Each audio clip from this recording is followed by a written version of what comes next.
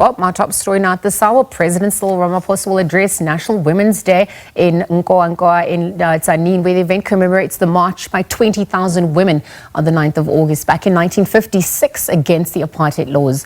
While this year's theme is building resilient economies for all, it will focus on wealth and income disparities between men and women in the country. Perhaps to paint that picture for us, bright and early this morning, is crossed our reporter Pimani Baloyi. Pimani, a very good morning. I dare say happy Women's Day, as we obviously shine a spotlight. You bring us the latest as we edge closer to that official program kicking off. But in view of preparations, what you're seeing on the ground, tell us what's happening on your end. Of course, we're looking at, government promises versus real life change. Some of those sentiments that's also been echoed here this morning.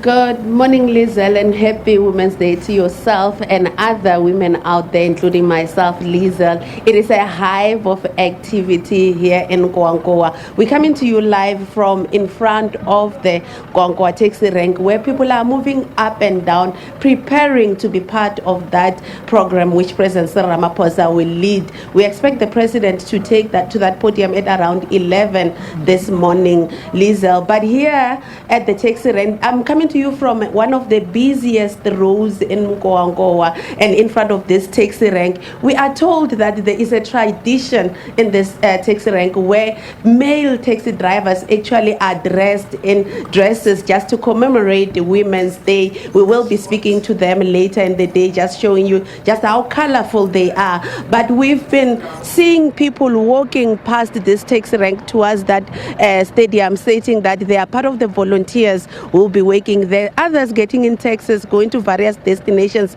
Some saying they're going to work first before going and joining in on the festivities. But listen, let me bring in a resident of Nkowankowa, Miss Yvonne Baloyi, who also is preparing to join the festivities. Yvonne, thank you so much for nkarhi wa President va ta namuntlha ku tlangeriwa siku ra manana tanihi manana, siku ra vamanana lerinene ka n'wina, mara mi ta ya stadium mi langutele ku president va vulavula hi yini? Ya koho eka mpundzu wa namuntlha hi ta va hi ri busy kwale ka ri jikajika hi vona hi amukela president wa hina. Mi lava va khumba yini? Ku na swiphiqo loko hi langute vukorhokeri, mi lava va khumba yini ka mbulavulo wa vona? I xilo xikulukumba ngopfu va fanele va vulavula ku hi xoho i mintirho leyi kalaku va yi lunghisela swilo hinkwaswo ka swoho. Gezi a hi na rona, vana va ya xikolweni nampundzu a va safe hikuva ku va ku ri xinyami, gezi ri va ri fambile. Namadyambu gezi ri va ri fambile na ku hi va hi nga ri na gezi, a ngheneriwa tindlwini loko hi tlele hi mhaka ku va ku ri xinyami. Na cancer, ma'am. Lizelle, it's a theme that we hear across all the residents of Nkowankowa, lack of service delivery, but the main thing is the creation of employment opportunities. Let me bring in another resident of Nkowankowa, Mr. Bongani Baloyi. But Bongani nkansangari wa n'we na n'we mi ri mi ya ntirhweni sweswi, ni hlamuseleni siku ra n'we ri ya va njhani, mi ta ya stadium? Ya no, siku ra mina ra namuntlha ni ta ya ntirhweni, mara ni ta fositela ku ri ni vuya ni ta kota ku vona siku ra vamanana lerikulu. So lexi ni xi tsakelaka a ni ku vanhu a va behave hi ku president wa hina wa ta namuntlha, maswona yi ta va ku ri siku lerikulu eka vanhu va Nkowankowa, vaaki va Nkowankowa. Mina Swirilo tanihi muaki wa Nkowankowa, i yini leswi namuntlha loko president va ta laha mi lava ku va swi twa? No, xo sungula hi rila hi mintirho, hi karhele ku tirha tikontraka ta EPW leti fikaka ti hela, hi tsandzeka ku hlayisa vana va hina ku ya mahlweni. Loko hi tirha tikontraka, hi kombela ku president a addressa mhaka leyi, va kota ku hi teka hi kota ku tirha hi hlayisa mimiti ya hina. Namuntlha population ya lani yi tele leyi dzahaka ti-drugs because a va tirhi, va hetile swikolo, a ku na lomu va nga ta ya kona. Hi na tifeme laha tikweni leri ra Nkowankowa a ti le ku tirheni, a hi kombela ku swilo swa hi ndlela liya va swi languta president, va vona ku ri tifeme ti pfula hi ta kota ku tirha, vana va hina va kota ku tirha. Hi ku loko ku nga tirhiwi hinkwenu hi ta helela kwini? Hi ta helela eka ti-drugs, ku nwa byala, hi endla swo ka swi nga ri kahle. Na cancer. Lizelle, that's a passionate plea from a resident of Nkowankowa that government must find a way to reopen firms that are located in this area, which used to be an economic hub in this facility, but most of them currently are closed. Him saying that a lot of young people do not have educational and employment opportunities. Most of them even tend to get into drugs. We do know, we've done a lot of stories around this area where there's a high prevalence of gangs gangs, your criminal gangs, children getting into criminal gangs, but also a high rate of the use of alcohol and drugs. We will be speaking more to more residents around the area, but let me take you to the stadium where my colleague Lutsendo Bobodi is standing by just to take us through what we can expect on that program. Bobodi?